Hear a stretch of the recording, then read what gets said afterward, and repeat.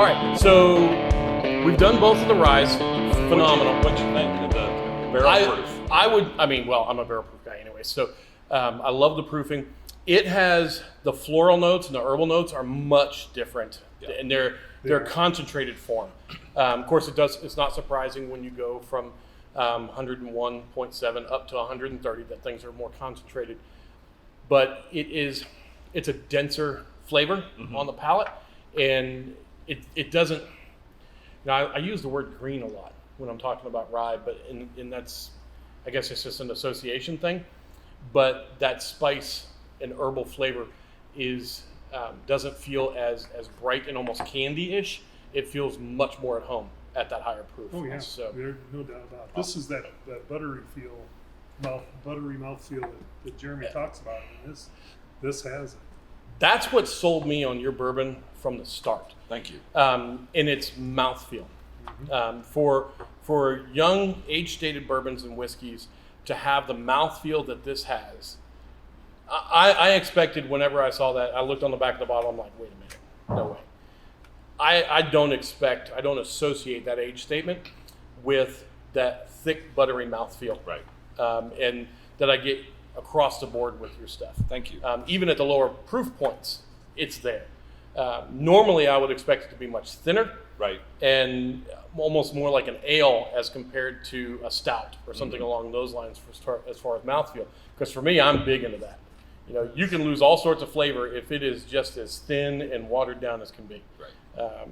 But I get a tinge, just a little bit of cinnamon on that. a little Just bit. a little bit of there's cinnamon cinnamon. comes through there. And that comes from the grain, because my white whiskey has that cinnamon in it, Nice. Which is interesting. And I like that. You I mean, find where it comes it's from. got it right there, and it's just like the finishing touch as you swallow it. It's like, that's good. Nice. I love the heaviness of the mouthfeel.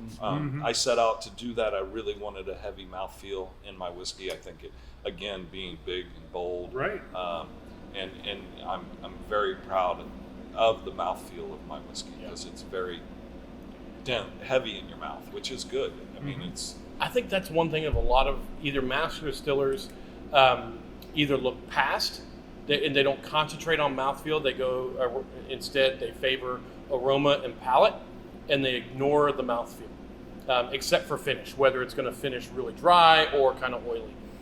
But when going back, I'm going to regress back to when I first started drinking bourbon. I remember to this day my very first sip of Weller 107. My very first sip. And it was when I took the sip, the way it hit my tongue. And it had that thick, buttery mouthfeel that hits my tongue and just rolls over it. And that made such an impression upon me that that's the standard by which I measure everything else. How does this feel when it first hits my tongue? Right. And I remember sitting up in Covington at that little bourbon bar up there, and I'm sitting there going, all right, let's check it out. And took that sip, and I'm sitting there, grabbed the bottle. I'm like, wait a minute, what's going on with this thing? And immediately it's like, that's a 7-year-old bourbon. This is not. How does this even And happen? right after that, he's texting me. Yeah, I'm going, you dude. gotta try this. You gotta try this. As we do. Yeah. So let's talk bourbons here for a Okay. minute. So the bourbon is, like I said, 80% corn, Is 19% that our lower? malt rye, 1% malt barley. That's right. We just Ascot, Fred Minnick Ascot Awards. Yes. We just won. Philip's going to have to help me out here, but we just won double platinum for the barrel proof and the small batch bourbon, and we have a label change. That's what you're Okay. noticing, I think.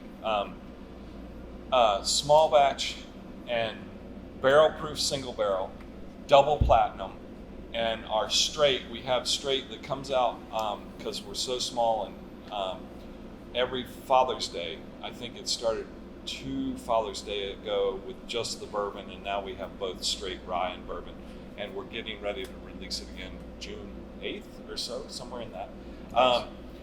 But that won platinum, and then our a new label, won gold with Fred Minnick's Ascot Awards, which is amazing. That's awesome. Because So- he doesn't play around. He's got No, good he doesn't. tasters, and they're just not handing out their medals just for showing No, up. not at all. So, want to start with new I think you got a new glass. Yeah. Yep. So this is because you're in Kentucky. We have some of our older labels. This is when we were single barrel for even the bottle proof. So this is 100 proof whiskey, and that was just too labor intensive, cutting every small barrel to that. So we've moved to batching. The batches are still tiny batches, and it's better. And then we have barrel proof single barrel. Now, is your bad guy? Is that something that's commercially? So accessible? it's in Colorado. We're trying to this year. The batch should be bigger, and so it might get out of the state of Colorado. I'm not exactly sure yet, but it's highly allocated. It comes out in October. There's a chance you might be able to buy it online. Our website, you can buy our whiskeys online, and it'll be shipped to you 39 states. I'm not sure about Kentucky. Kentucky was not on the forbidden list, so okay, awesome. I checked the verboten list. So yeah. And bad guy, talking about straight, this year it will be on our website to buy, so you can buy it. It's a little more expensive because it's just not, we don't have that much. And all like that. We appreciate that. And my whiskey, is premium. And that comes from, I make it from scratch. I have always made it from scratch, grain to barrel to bottle. And it's expensive to make whiskey unless you're a big guy. Right. Those big guys are bringing rail cars of grain in, and I'm buying sacks of grain, So it's sometimes we get beat up about it, but it's like I make it from scratch. I've got, with salespeople, we have about 26 employees, tasting room and all like that. Full time in the distillery, we have 18 of us, and I'm running a really small company trying to put whiskey in a barrel. All that is expensive, and so but it's worth it in my book. Well, this is the proof is in the pudding. Cheers. Yes, Thank you guys. I love it. So you've got your standard bourbon flavors up front. It's got a little bit of esters. It's young, but again, that mouthfeel is there. It just has that awesome thick butter mouthfeel. Yeah.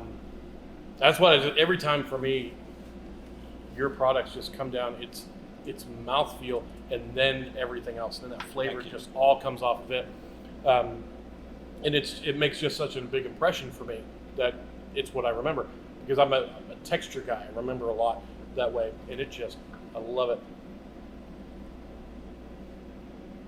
Yeah, we also just won, which is a great SIP awards, and those are consumer-based awards where consumers vote on the whiskeys. Like it's not professionals that are tasting it. Right. They bring in consumers that drink whiskey and all like that. And we won both for the small batch bourbon and rye. We won platinum with them. Nice. They don't have a double platinum with them. And then their Consumer Choice Award, both of those whiskeys won it this year again. There's a couple of SIP awards on there now, and 2019, 2020, we won some platinum and a Consumer Choice for, I think, the bourbon. But this year, both of them, and it's been an amazing ride. A lot incredible amounts of hard work, and I have like I said, an amazing team, but a lot of luck, a lot of like the recipe luck. The yeast that I use came from the brewer, and so there was just things that came together for me, lightning strikes, I like to say, There you go. that just happened, that put me where I am. My ex-wife is like, you were meant to make whiskey. She went through the fashion career with me, and I mean, I had a great career, but it was not fluid like the whiskey business. Yeah, and the people in the whiskey business are so amazing. Oh, I love it. I met Jeff Arnett at the 2017 World Whiskey Awards. He got Master Distiller of the Year then, and we had a family farm in Flat Creek, Tennessee. It's about 7 miles from Jack Daniels. Okay. So I got talking to him, and he's from Jackson, where my brother is a surgeon in Jackson, Tennessee. And so he's like, I'm from Jackson. We had a great, he's an incredible man, but he's helped me. I can text him, ask him a question, and he'll, tell me all kinds of stuff. And I went to Jack Daniels a couple of times, and we sit down for hours and talk, and then he's like, what do you want to see? I'll show you everything. Yeah.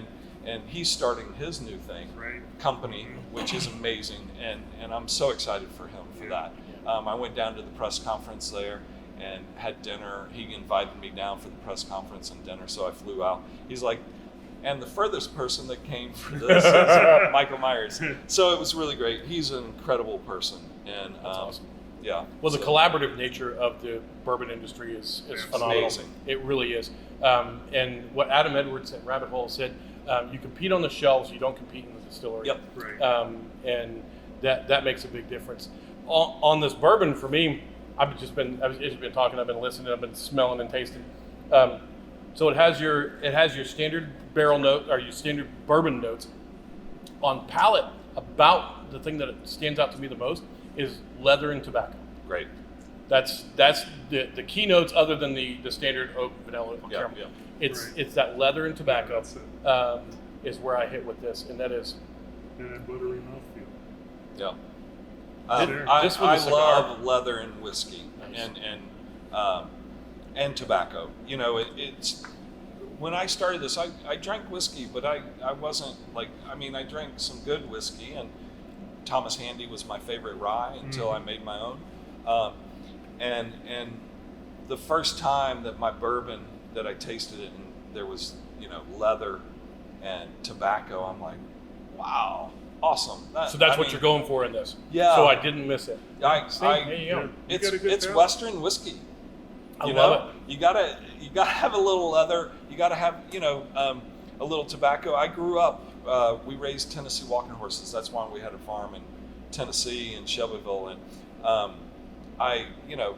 that tack room. You walk in there and it's amazing. And the hay, the oak, the hay, the leather, the oil. I can smell a tack room. Also, when I started in that small space, I was getting bags of grain, and I had been a photographer. I grew up on a farm with horses and used to feed them. In the 8th grade at 5:30 in the morning, I'd go down and feed 15 horses and pulling 50-pound bags of grain of sweet feed to feed them. And when I started this, and buckets, bucketing water and all of a sudden I'm in 300 square feet, dragging grain bags and buckets, and I'm like, is this just flashback, full circle, right? Just like, oh my God, it's my life again. Cue the flashback I love it. edit. I love it's it. really amazing. So that was a really nice, interesting twist when I was just like hauling grain out of a truck. I'm like, oh my God, I just reverted back. So. Well, I love what you've got going on. Ralph, any questions, thoughts, or anything? Honestly, I think it's an amazing story from where you started from, like you said, from Georgia farm boy, and you went to New York and you did all the things of the fashion photography world, and then of course 9/11 affected a lot of us, and you directly. You were right there. Yeah, I had my youngest on my shoulders. Oh wow. He was, his birthday's September 10th. He had turned 4 years old. Wow. And my other son was 5 years old. Had turned 5 in April. So yeah, they were very young. But yeah, I hate that it happened, but I'm glad for me, because I would never have made whiskey. Right. It was a life-changing moment for those you. catalysts, and that's it. And now you've got this amazing company, this amazing product that we get to enjoy, and Thank you. Finally made its way out here to us. Yes. Of course, the old saying is, it's not true anymore, but the old saying was, if you want to, you can make bourbon anywhere in the country, but if you want to sell it, it has to be made in Kentucky.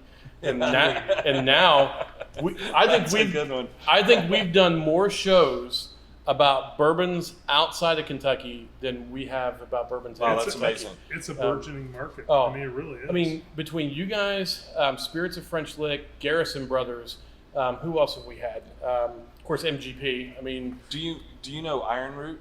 I've heard of Iron Root. I have not had it yet. You probably have need 5 to- gallons of it or whatever. But You need to reach out to them. They are amazing guys.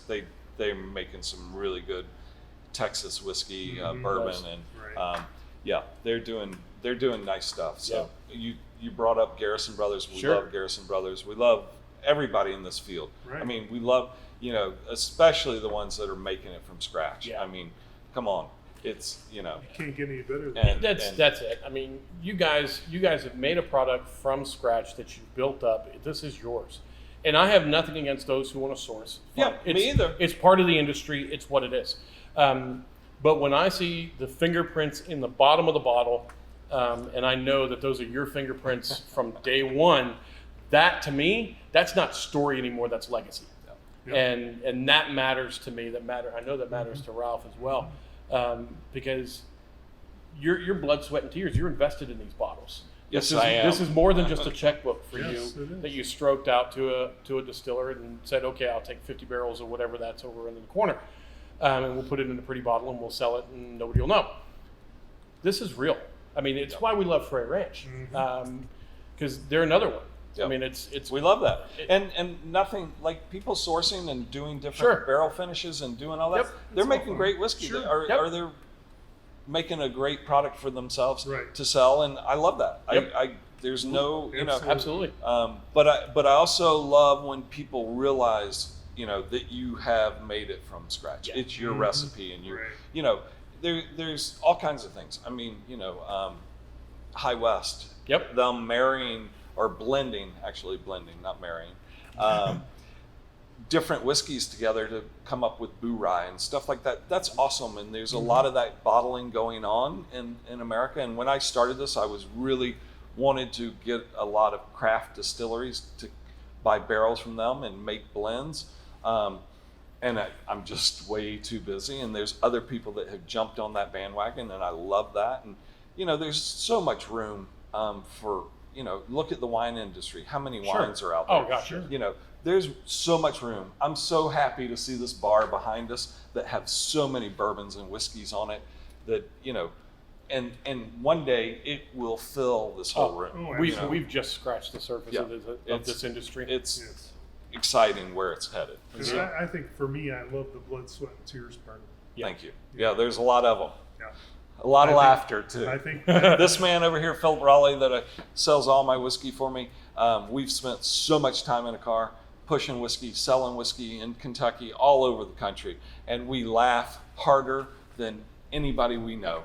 I mean, Awesome. we joke. We were driving here, laughing about different things, and it's amazing to have people like that are dear friends that work for me and have a team. And so, Absolutely. Hannah's not here. Hannah's training. Our new Matt Gore is our Kentucky brand advocate. He starts today. I mean, he started a little earlier. Yeah, give him my cell phone number. We'll talk. Yeah, we're good. We're good. Yeah, he and she's training him while we're here with you guys. Nice. And it's been an amazing trip. This trip, we've opened a lot of really good accounts, and we're excited to be here Great. and all That's like great. We love But like with that said, we've got a meeting Yep. that we've got to get to. Well, So, Michael, we really do appreciate you having us here. Thank you, Jeremy.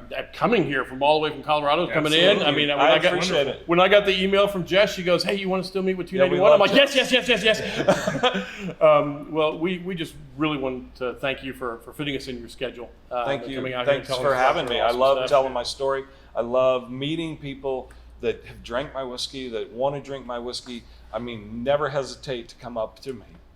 Awesome. So, We Awesome. do want to meet thank you. you. Thank you very much. Thank you, you. Ralph. Nice to you. meet you. All right, y'all. Jeremy James, the Bourbon Realtor. This has been Barstools and Bourbon. I'm Ralph. Michael Myers, cheers, 291. Cheers. We'll see you all next time. Bye-bye.